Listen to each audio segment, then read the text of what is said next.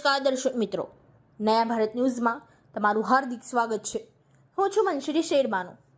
ડભોઈ શહેરમાં ઠેર ઠેર કટોરાના ગંદા પાણી, રોડ ઉપર ઉભરાવવા તથા ઠેર ઠેર કચરાપેટીઓ, પુષ્કળ ગંદકી જોવા મળી રહી છે।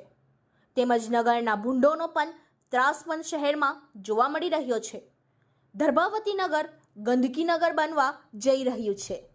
ઠેર ઠેર કચરાપેટીઓ પાસે ગંદકીના ઢગલા જોવા મળી રહ્યા છે।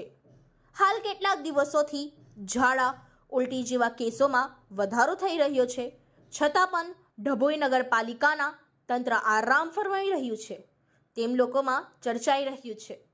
કેટલીક જગ્યાએ ગંદકીને કારણે ડભોઈ શહેરમાં કોલેરાના શંકાસ્પદ કેસોના સેમ્પલો મોકલવામાં આવ્યા છે। શું ડભોઈ નગરપાલિકાના સત્તાધીશો ડભોઈ નગર સ્વચ્છતા અભિયાનની વાતો માત્ર કાગળ પર હોય એવું લાગી રહ્યું છે।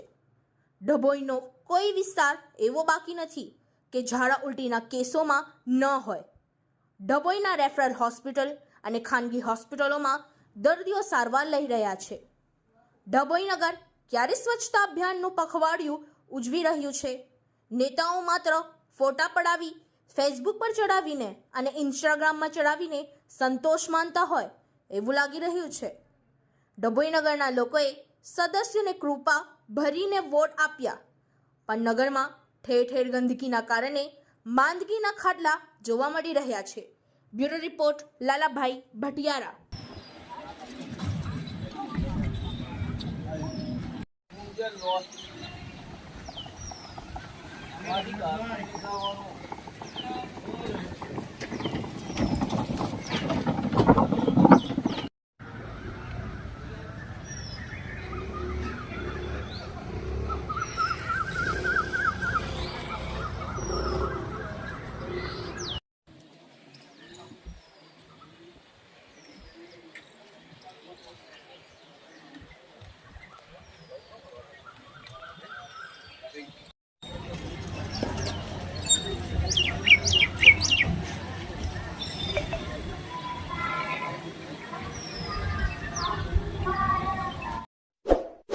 इस वीडियो को लाइक करें, हमारे चैनल को सब्सक्राइब कर बेल आइकन जरूर प्रेस करें